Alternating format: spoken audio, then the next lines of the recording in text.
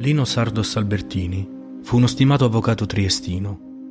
Di lui oggi sono ancora facilmente reperibili due bellissimi libri dal titolo Esiste l'aldilà e Dall'aldilà la fede. Questi libri raccontano allo stesso tempo di qualcosa di terribile e di meraviglioso. Terribile come quando un genitore sopravvive ai propri figli. Meraviglioso perché dalle prove ricevute tramite una lunga serie di comunicazioni si ebbe la personale conferma che la morte, come noi la conosciamo, non esiste. Suo figlio Andrea sparì nel 1981, mentre era in viaggio a Torino. Le ricerche partirono immediatamente e la vicenda fu ricostruita da alcune tracce riconducibili alle attività svolte dal ragazzo nei giorni prima della sparizione. La nebbia cominciò poi a diradarsi grazie alle comunicazioni che, lo stesso Andrea, seppe dare attraverso una medium. I segni e le prove furono oggettivamente credibili e genuine, ed il caso venne seguito tanto dalla stampa dell'epoca. Cominciò tutto il 10 giugno 1981, in un piovoso mercoledì durante il quale un treno, partito da Trieste, arrivò a Torino. La stazione era un susseguirsi di voci, rumori, suoni, persone, ed un ragazzo di 1,96 m di altezza scese dal treno perché intenzionato ad acquistare una nuova auto per liberarsi della ormai datata Citroën. Probabilmente ipotizzò che non sarebbe bastato un solo giorno a Torino e per questo decise di alloggiare all'Hotel Astoria. Fu da lì che telefonò alla madre e quella telefonata fu l'ultimo segno di Andrea in vita perché nessuno lo ritrovò più. Ciò che accadde dopo venne raccontato dal padre di Andrea, l'avvocato Lino Sardos Albertini. Vicende che mai avrebbe pensato di poter vivere e che lasciarono a bocca aperta familiari, amici e giornalisti. Benvenuti a Cronache dall'altro mondo. Io sono Enzo Barone e questa è la storia di Andrea Sardos Albertini.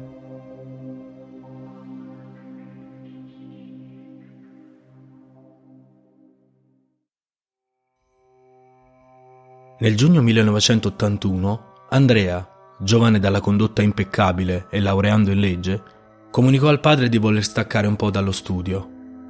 Gli disse che forse sarebbe andato a Lignano per fare un bagno, o forse a Firenze per vedere i bronzi di Riace, in quei giorni esposti nella città toscana. Ad ogni modo avrebbe fatto poca strada con l'auto perché, vecchia, e nel caso di un viaggio più lungo, avrebbe proseguito in treno. Assicurò che sarebbe tornato sabato o al massimo domenica 14 giugno. Ciò avvenne il 9 giugno 1981. Il mattino seguente, verso le ore 10, telefonò alla madre per salutarla e rassicurarla come era solito fare anche quando era fuori in trasferta con la squadra di pallavolo. Si poté accertare successivamente che Andrea aveva pernottato all'Hotel Astoria di Torino, dove il portiere lo ricordò bene per la statura e l'educazione e dove aveva pagato una camera lasciandola poco prima delle 10. Subito dopo aveva telefonato a un suo amico a Trieste per dirgli che non sarebbe tornato fino a domenica. Ma la domenica in questione giunse e passò e di Andrea non si ebbero più notizie. Le ricerche da parte del padre cominciarono fin da lunedì 15 giugno, potendo appurare che aveva prelevato dai risparmi 3 milioni di lire per l'acquisto dell'auto di cui parlava da un po'. Dopo 3 mesi, la sua automobile fu ritrovata abbandonata nel parcheggio della stazione di Mestre, da dove, evidentemente, aveva preso il treno per Torino. Il pensiero della morte avanzò quasi subito nella testa di familiari e conoscenti. Andrea era un ragazzo pieno di vita e di successi, legato alla famiglia e con un'educazione molto religiosa. Il 21 giugno, inoltre, avrebbe dovuto sostenere l'ultimo esame prima della laurea, ma di Andrea non c'erano tracce. Una vita impeccabile, fatta di famiglia, religione, abnegazione allo studio, amici e sport. Passarono i giorni e le settimane ed il padre di Andrea, Lino, non poté fare altro che denunciarne la scomparsa in questura e poi alla Procura della Repubblica nel dicembre 1981. Ed ecco che in questo padre, pronto a tutto pur di rivedere suo figlio, si apre una nuova strada fatta di fenomeni che da uomo di chiesa non aveva mai preso in considerazione. Comunicare con l'aldilà. A volte, ad alcuni fatti della nostra vita diamo il nome di coincidenze, perché abbiamo paura di pensare che invece siano eventi totalmente evoluti. Fu così che l'avvocato Sardos Albertini conobbe un sacerdote che, per primo, gli aprì il campo della parapsicologia verso il quale era totalmente ignaro e fortemente prevenuto. Ebbe infatti modo di conoscere un padre francescano, anch'egli seriamente interessato alla ricerca parapsicologica, che tentò, anche se inutilmente, di ritrovare il povero scomparso. Passarono altri mesi e con essi le speranze di ritrovare Andrea, o almeno di averne notizie. Quando una donna, una signora di Trieste, si presentò nello studio legale dell'avvocato Sardos per una pratica di poco conto. Questa, al corrente della tragedia che stava vivendo l'avvocato, colse l'occasione per suggerirgli di ricorrere ad una sensitiva di sua conoscenza, con particolari doti medianiche. Gli riferì inoltre che questa donna, quando si era reso conto delle sue eccezionali doti medianiche, spaventata, aveva interrotto ogni tipo di attività. La signora affermò altresì che, vista la gravità del caso, forse avrebbe fatto un'eccezione e l'avvocato, dal canto suo, nonostante l'iniziale scetticismo, alla fine acconsentì. Dallo studio la signora telefonò alla sensitiva, che d'ora in poi chiamerò signora Anita, la quale, alle prime richieste ed accenni al caso, rispose negativamente, ma poi accettò quando a provare di convincerla fu l'avvocato in persona che intervenne nella telefonata. Volendo descrivere la figura della signora Anita, come fece d'altronde nel suo libro l'avvocato Sardos Albertini, dirò di lei che era una donna dalla cultura limitata, con studi da scuola elementare, seppur dotata di una certa intelligenza. Signora che usava parlare solo il dialetto triestino e per nulla capace di sapersi esprimere in modo e con concetti così qualificati e approfonditi come quelli che riportarono i documenti successivamente scritti da lei a mano libera. Fu così che si accordarono per il primo incontro presso l'abitazione dei coniugi Sardos Albertini, nonostante le pesanti obiezioni della moglie, totalmente contraria a questo tipo di pratiche.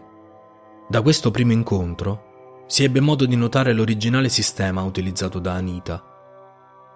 Senza nessuno strumento e con la massima semplicità, in qualunque condizione di luce ed in qualsiasi ambiente, come capitato in una hall di un albergo, per strada o in automobile, la signora Anita poneva la mano sinistra con il palmo aperto, leggermente sollevata, perpendicolarmente al foglio. Ad essa poggiava un pennarello, una penna ed una volta persino un rossetto per le labbra, e senza cadere, l'oggetto rimaneva attaccato al palmo, come legato da una forza invisibile. È da notare come la signora Anita non fosse mancina, ma durante queste sedute usasse esclusivamente la mano sinistra. Inoltre, rifiutò sempre compensi e pubblicità. L'attività medianica cominciava sempre allo stesso modo. Dopo aver chiesto mentalmente al padre defunto di assisterla, il pennarello era solito muoversi non da sinistra verso destra o viceversa, ma bensì dall'alto verso il basso, e solo una volta terminato, ruotando il foglio, era possibile comprenderne il contenuto leggendo da sinistra verso destra. Una modalità di scrittura automatica inimmaginabile e difficilmente imitabile. Durante le successive sedute, la signora Anita diede prove incredibili, come quando, nonostante il pennarello continuò a scrivere numerose frasi, la signora poté sostenere conversazioni con gli astanti, fumare o guardare la TV. Fin dal primo incontro Anita chiese a suo padre defunto se Andrea fosse nell'aldilà e, in caso affermativo, se fosse disponibile a rispondere. La risposta, è il caso di dire, purtroppo, fu affermativa. Ebbero così conferma della tragica morte di Andrea, ucciso perché attirato in un tranello da più persone, consapevoli che il ragazzo avesse addosso circa 3 milioni di lire per la compravendita dell'auto. Seguirono alcune domande sulla modalità e le cause del suo decesso, e qui ricevettero alcuni dettagli che fin da subito fecero chiarezza sulla genuinità della comunicazione e sul conto di Anita. Da lì in poi, come un fiume in piena, ci fu un flusso enorme di comunicazioni e di scritture che, come solo un legale sa fare, l'avvocato Sardos Albertini si premurò di annotare, fotocopiare, datare ed inviare in copia a 5 persone fidate di sua conoscenza.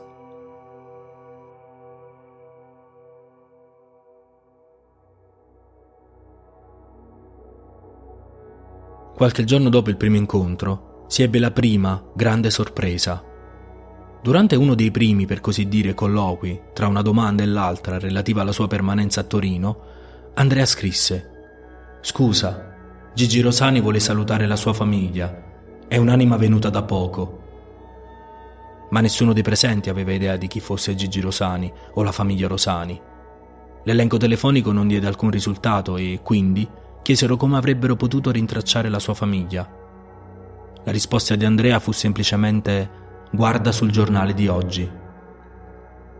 Verificarono infatti che sul quotidiano triestino Il Piccolo del 5 marzo 1983 vi fosse il necrologio di un certo Luigi Rosani, detto Gigi, e che i nomi dei parenti all'interno fossero proprio quelli scritti da Anita e dettati da Andrea. Ma un altro episodio avrebbe rinnovato l'eccezionalità degli avvenimenti. Nel giugno del 1983, durante un dopocena seduti in sala pranzo, i coniugi Sardos Albertini si ritrovarono impegnati ognuno per conto proprio. La signora lavorava a maglia, guardando di tanto in tanto la TV, mentre l'avvocato era impegnato a sbrigare delle pratiche inerenti alla sua professione. Fatte le 23 e con queste l'ora di andare a letto, la signora sfogliò per l'ultima volta un quotidiano poggiato sul divano e si accorse di una evidente macchia rossa presente su una delle pagine che continuava all'esterno, ma che ugualmente era penetrata sulle altre pagine interne. I coniugi erano sbalorditi e cercarono tutte le spiegazioni razionali possibili. Da un'involontaria ferita alle mani ad un pennarello dimenticato sopra il giornale, ma nulla fu trovato. Qualche giorno dopo, non dimenticando l'accaduto, l'avvocato fece in modo, tramite Anita, di porre la domanda ad Andrea, e la risposta fu che quella macchia rossa non era sangue, ma un segno volutamente lasciato da Andrea. Un segno che Andrea disse essere una cosa tra genitori e figlio, come un segno di presenza. Nel frattempo, un altro angoscioso e crudele filone delle indagini proseguiva parallelamente ai colloqui con l'altro mondo: le ricerche del corpo di Andrea. Dalle risposte ottenute tramite la signora Anita, si venne a sapere che il corpo di Andrea giaceva nella zona di Parco Valentino a Torino ed un corso d'acqua gli scorreva sopra. Prima di partire per Torino, però, l'avvocato venne a conoscenza di 4 radioestesisti che, indipendentemente l'uno dall'altro, erano convinti che il corpo si trovasse proprio in quella zona, e cioè dinanzi al borgo medievale di Parco Valentino, in corrispondenza di un alberello sorto dalle radici di un albero più grande. Fissarono così un incontro a Torino. Nel pomeriggio, quando arrivò anche la signora Anita con il marito, non le fu comunicata l'ipotesi della posizione del corpo e anzi, le ricerche cominciarono dal lato opposto. Anita quindi, palmo sinistro rigido e pennarello pronto, ricevette le prime indicazioni. Nonostante quindi l'avvocato fece partire le ricerche dalla parte opposta, le comunicazioni di Andrea indirizzarono il gruppetto proprio al borgo medievale e dopo qualche sosta intermedia portarono tutti proprio nel punto esatto indicato da uno, in particolare, dei radioestesisti. Ulteriore prova fu fatta ponendo una mappa topografica di Torino davanti alla signora Anita e le fu immediatamente chiesto di domandare ad Andrea dove si trovassero. Il pennarello, senza esitazione alcuna, segnò il punto esatto della loro posizione. Il giorno seguente, successivamente alla partenza dei radioestesisti, e per verificare che non vi fossero state interferenze da parte loro, ritornarono in zona, ma partendo da un punto diverso. Chiesero così ad Andrea di indicare ancora una volta il punto esatto. La risposta fu: «Vi ho lasciato un segno, ho fatto cadere il tappo della penna». Ricordarono infatti che il giorno prima uno dei radioestesisti aveva raccomandato ad Anita di mettere il tappo al pennarello ogni qualvolta non lo usasse, per evitare che si asciugasse. ma ella non lo trovò dove era sicura di averlo messo, e cioè sulla parte posteriore del pennarello. Ovviamente, in quei momenti e presi dall'emozione della ricerca, non diedero molta importanza al fatto. Grazie alle risposte di Andrea, si poté accertare che il tappo era nella zona già individuata nella giornata precedente, ma come si poteva trovare il punto esatto? L'avvocato Sardos Albertini prese uno schizzo del parco che aveva ricevuto giorni prima da un amico di Torino e chiese ad Anita di puntare il pennarello. Questi cominciò a tracciare un tragitto che scendeva via via lungo il Po e, arrivato all'altezza della facoltà di architettura, disegnò 4 grossi alberi ed infine un corpo umano sdraiato. Le informazioni confermarono ancora una volta le indicazioni del giorno precedente. Si recarono quindi al punto esatto alla ricerca del tappo scomparso, senza però mai più ritrovarlo. I fatti appena accaduti erano indubbiamente sorprendenti, ma forse, per quello scetticismo di fondo che l'avvocato aveva comunque mantenuto, egli non riuscì a divulgare la cosa pubblicamente per cercare aiuto nelle istituzioni, in modo da attivare una ricerca sul letto del fiume. Ci fu anche un'ulteriore segnalazione. Un sacerdote, il quale dichiarò di parlare sotto il vincolo del segreto confessionale, confermò la posizione del cadavere proprio in quella zona già battuta. Alla fine di marzo, l'avvocato, la signora Anita e 2 sommozzatori privati ritornarono a Torino. Lo scopo era quello di scandagliare la zona di fondale relativa alle indicazioni avute tramite Andrea. I sommozzatori si immersero in acque estremamente limacciose e mosse da una forte corrente. Si poté accertare però che la corrente del fiume convogliava detriti, radici e rami nella zona centro delle ricerche per poi defluire altrove. Persone del posto confermarono altresì come, in passato, proprio in quel punto erano stati trovati altri cadaveri rimasti impigliati nei detriti.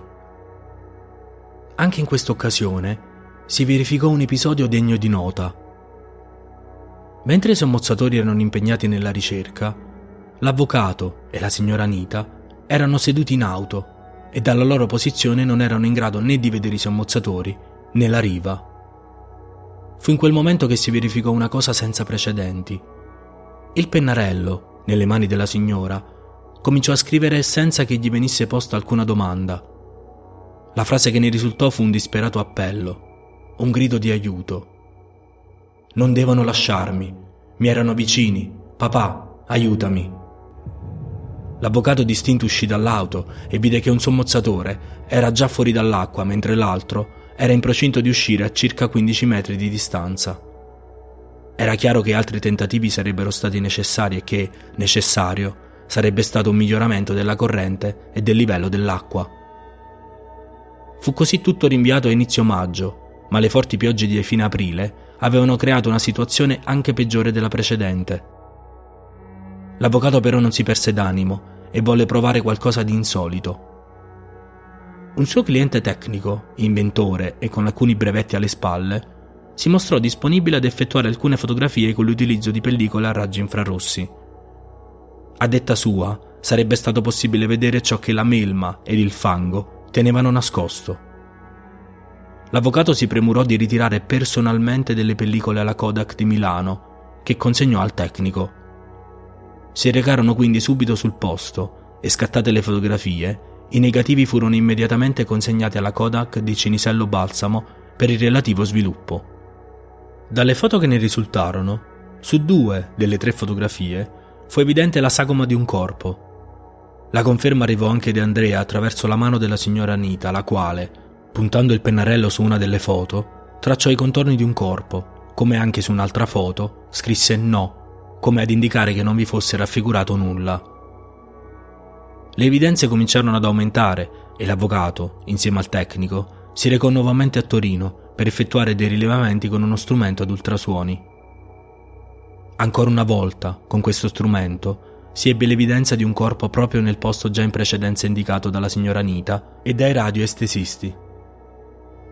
Siccome il livello dell'acqua era sceso notevolmente, i 2 decisero di scendere nell'acqua, ma il fondale era talmente melmoso che si sprofondava rapidamente per almeno 1 metro. La ricerca fu, quindi, limitata, ma questa bastò per incappare in un sacco di plastica contenente del terriccio molto pesante, strettamente annodato che si prolungava per circa 5 metri e con un andamento a vite. Non sembrava affatto un qualcosa che potesse essere stato creato dal naturale movimento della corrente. Allora chiesero ad Andrea se quel ritrovamento c'entrasse qualcosa con il suo cadavere, o meglio, se fosse la zavorra utilizzata per gettare a fondo il corpo del fiume, e la risposta fu affermativa. Tramite la scrittura, Andrea confermò che in quel sacco era stato legato e gettato nel Po. Il sacco successivamente era rimasto incagliato in alcuni rami e per via della corrente si era strappato, separandosi dal corpo. Queste evidenze oggettive, date dal materiale fotografico, dalla zavorra e dalle riprese ad ultrasuoni, motivarono l'avvocato Sardos Albertini nel far ricorso alle autorità. Si rivolse così ai vigili del fuoco, che intervennero dragando la zona e ritrovando parte di un pantalone ed un calzino compatibili con quelli di Andrea. Successivamente l'autorità comunale autorizzò la realizzazione di un piccolo argine allo scopo di prosciugare la zona in esame, ma le tecniche utilizzate non furono assolutamente adatte allo scopo e anzi danneggiarono irrimediabilmente il fondale. La disperazione prese il sopravvento nel cuore e nella mente dell'avvocato, che ricorse nuovamente alla signora Anita, ottenendo un messaggio abbastanza chiaro sullo stato delle cose. Non mi so spiegare come sia avvenuto, ma è certo che a questo punto ti consiglio di mollare tutto. Non disperatevi. Nel peggiore dei casi, ritieni questo posto la tomba che ti eri prefissato di fare. Stai sereno, consola la mamma e ricordatevi sempre che io sono felice. Da questo momento in poi sopravvenne un periodo di attesa, di stallo, durante il quale però tramite le comunicazioni scritte di Andrea per mano della signora Anita si ricevette un messaggio che inizialmente sembrò vago ma che nascondeva qualcosa di importante. Andrea, alla fine di una sessione, disse: «Io ora sono messo da parte ed i miei fratelli continuano il loro compito. Vedi la televisione, poi al momento giusto forse sarò chiamato anche io per continuare il mio compito». Si capì successivamente, e tramite la richiesta di altri chiarimenti, che questo enigmatico messaggio suggeriva di guardare una trasmissione all'epoca in onda sulla Rai dal titolo Italia Sera, ed in cui, per alcune puntate, si parlò di parapsicologia con la famosa scrittrice e giornalista Paola Giovetti.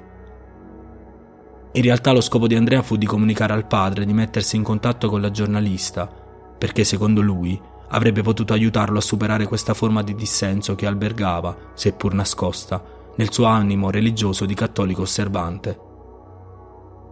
Riuscì quindi a mettersi in contatto con Paola Giovetti, la quale, durante un primo incontro con l'avvocato e la signora Anita, stilò un vero e proprio questionario diretto ad Andrea. Il colloquio che ne scaturì fu molto affascinante. Paola Giovetti chiese prima di tutto in che modo poter essere d'aiuto, e la risposta di Andrea fu di diffondere a tutti che esiste un al di là e che lui, come altri, erano stati prescelti sin dalla loro nascita. Paola Giovetti proseguì, chiedendo se potesse ricevere alcune indicazioni sugli attimi successivi alla morte, e Andrea spiegò che quanto ho provato io differisce molto da morte a morte. In quel momento, fisicamente, stavo bene, anche se ero molto spaventato perché in balia di brutti individui. Non mi sono accorto quando sono stato ucciso, ma ricordo che potevo osservare la scena dall'alto ed ho seguito tutti i particolari con distacco, indifferenza. Questo è durato un bel po', finché la mia anima ha imboccato il lungo tunnel. E prosegue. L'entrata del tunnel ti attrae perché vedi in fondo una grandiosa luce che ti chiama, ma non sempre si raggiunge presto. Quelli più fortunati come me sono stati accolti, accompagnati da amici o parenti, sì. Altri invece devono attendere anche molto tempo, e questo dà sofferenza perché si sa che oltre è meraviglioso e si vorrebbe arrivare quanto prima. Quando mi sono accorto che ero morto, ho provato solo tanta pace, nessun desiderio di tornare indietro. Il mio amico Marco è venuto subito a ricevermi per oltrepassare la grande luce. Dopo questo incontro, l'avvocato fece sua l'intenzione di voler esaudire le richieste di Andrea con la realizzazione di un libro, e la signora Giovetti, nella sua veste di giornalista ed esperta della materia, avrebbe saputo dare risonanza al caso per dare la più ampia diffusione. Successivamente ad altri colloqui con Andrea, in un certo senso, ebbe termine anche la questione del ritrovamento del corpo, poiché lo stesso Andrea, sempre tramite la signora Anita, affermò che il ritrovamento del corpo sarebbe stata solo un'enorme pubblicità che avrebbe potuto in qualche modo screditare il lavoro fatto fino a quel momento e che l'unica missione di Andrea e di chi ne riproduceva gli scritti era far sapere che esiste l'aldilà. La sua morte aveva avuto quest'unico scopo. Il ritrovamento del corpo avrebbe potuto quindi far passare in un secondo piano tutta l'attività della signora Anita e pregiudicare la nascita del libro, come oggi. Ma ci sono alcuni dettagli davvero interessanti da condividere. Oltre ai messaggi di Andrea, arrivati tramite la signora Anita, in realtà ve ne furono di diversi arrivati da altre fonti. Uno dei radioestesisti interpellati per le ricerche non solo indicò per primo il punto del Po dove si sarebbe trovato il cadavere, ma ricevette numerosi messaggi che gli indicavano la missione di Andrea. Un medium di Milano, inoltre, interpellato da uno dei radioestesisti, ricevette altre comunicazioni dello stesso tipo. Anche una certa signora, residente nelle vicinanze di Torino, sentendosi ispirata a scrivere dei messaggi, ricevette comunicazioni da parte di Andrea fornendo alcune riflessioni che non avrebbe potuto apprendere dai giornali. In merito ai messaggi che arrivarono da persone diverse dalla signora Anita, c'era anche una sorta di controllo, nel senso che l'avvocato chiedeva poi ad Andrea conferma e questi a volte confermava, altre negava l'autenticità o meglio, la paternità di quei messaggi.